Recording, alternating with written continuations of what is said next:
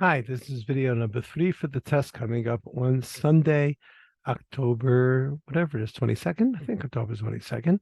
Okay, this is the third video, and we are going to start from Baba Basra Bet Ambabet, where it says Tafshin Tashma.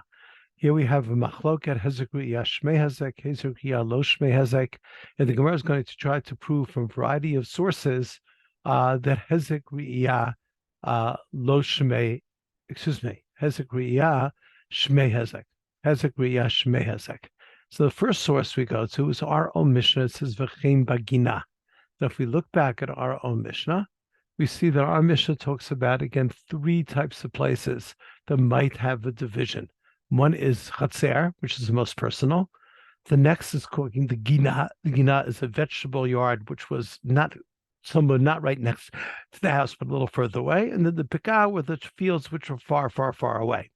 So it talks about the gina in this if I have this vegetable patch where I grow my own food to trade and sell for other people, it says makom shenagul l'gdor mechayvin oto. There's a chiyuv, there's an obligation to go ahead and to contribute towards the fence. So if you look at that, black on white, it's an obligatory thing. So obviously, hezek ru'iyah shmei hezek, and that's why it's obligatory. It's a must that everybody goes ahead and everybody contributes towards building of the wall. So how can you go ahead and say hezek ru'iyah lo shmei hezek, and that somehow, some way, there is no requirement to build a wall when it says v'chein bagina? So the Gemara answers, gina shiny, that the vegetable yard is different than the chatzer. In other words, it's entirely possible to say that a gina hezek ru'iyah shmei hezek, and therefore the wall is a must, as opposed to the chatzer, which is like the part which is right next to the house, where hezek ru'iyah lo shmei hezek. It's not considered to be damaged. Why? Because Rav Abba, because it's something Rav Abba said.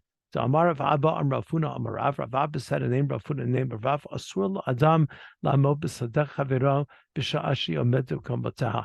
That you're not allowed to go ahead and even stand in your friend's yard, even for a couple of minutes, watching him, or when it's in its full bloom and about to go ahead and be harvested.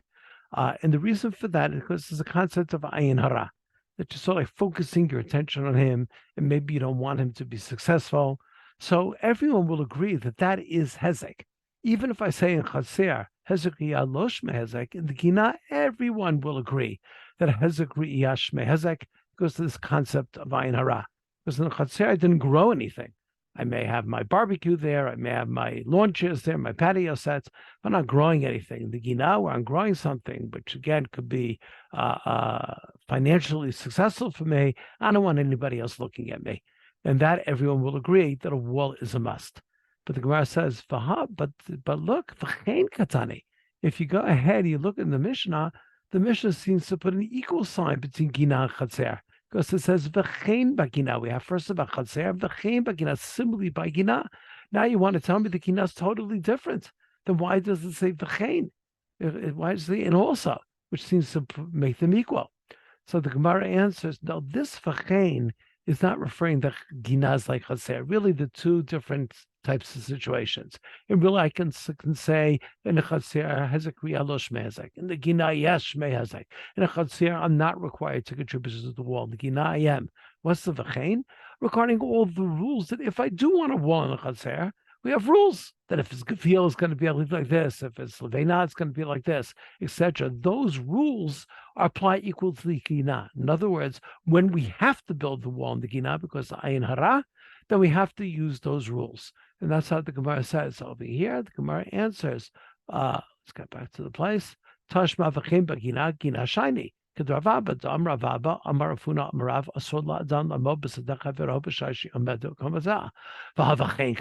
equal sign. The equal sign is regarding the gavil and gazit and the rules. But regarding the wall itself, they're very, very different. In chatzer, I don't require a wall. Gina shiny, gina, yes, I do require a wall. Tashma number 2. Tashma number 2 will be accompanied by a sheet, which I prepared for you to make everything crystal clear. Okay, we quote a Mishnah later on that says, if there was two people living next door to each other and there was a pre-existing wall, and now that wall was compromised, it fell down. That everyone has to contribute to go ahead and the rebuilding of this wall up to the height of 4 amot, which is approximately 2 meters. Beyond that, I don't have to contribute, but to the 2-meter initial wall, everybody has to contribute. And the asker of this question feels, oh, look, it's an obligation. So we see hezek yashme hezek. It's not voluntary. It's a must. So Gemara gives a very, very obvious answer. Nafal shiny. This case is talking about with the wall fell, and there everybody would agree if there was a pre-existing wall. In other words, a pre-existing agreement, and now the wall fell, everybody agrees that everybody has to contribute. Even if I say hezek lo shmei hezek, that means that if my neighbor wants me to force to contribute to a new wall, that I don't have to. But if there was a pre-existing wall, everyone would agree that I have to contribute towards that wall. And that's a fairly obvious answer because the Mishnah says specifically, koter chatzer shenafal, only if it fell down. So Gemara immediately asks, whoever asked that question, what were they thinking? How could you ever look at this Mishnah and say, oh, every single wall is obligatory, even when it didn't fall down? The Mishnah specifically says, only if it fell down. So Gemara answers, Sefer Shechalei. Really, I'm going to tell you that the Mishnah feels, forget about Shanafal.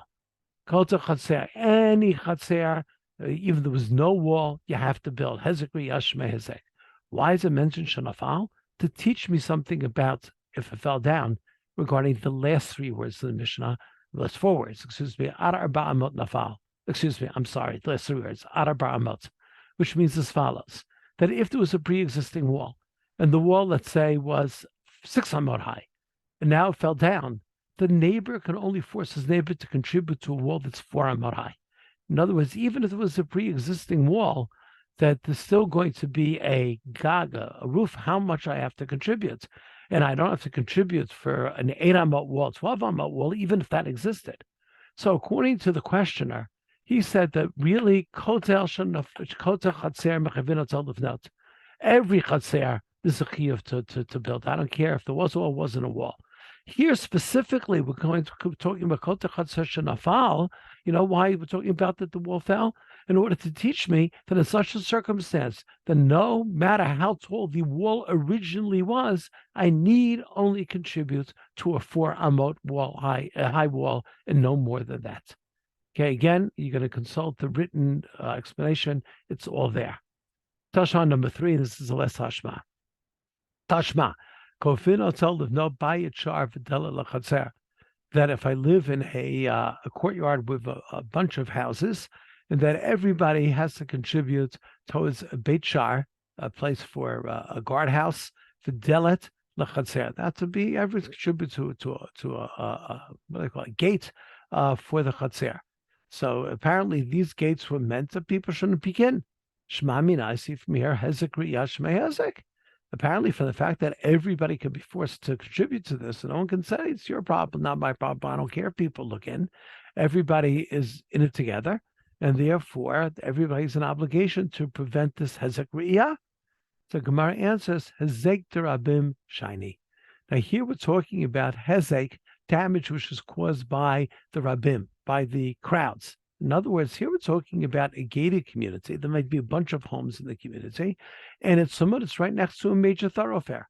And if it's going to be left open, then people coming back and forth, not just my neighbor, I have to worry about looking into my yard. It's all sorts of people, all sorts of strangers, miyodeyama, who knows what. And therefore, in that case, everybody will agree, hezek riyashme hezek. So again, in Tashma number 1 and Tashma number 3, we go ahead and we say it's a different sort of case. Gina shiny. Gina is different. There is hezek riyah here. In case number 3, hezek derabim shiny. When it's hezek, damage caused by the multitudes, by the rabbim, everybody will agree hezek riyashme hezek. And then we have the middle tashma, which is a little bit different. Ba'aslacha.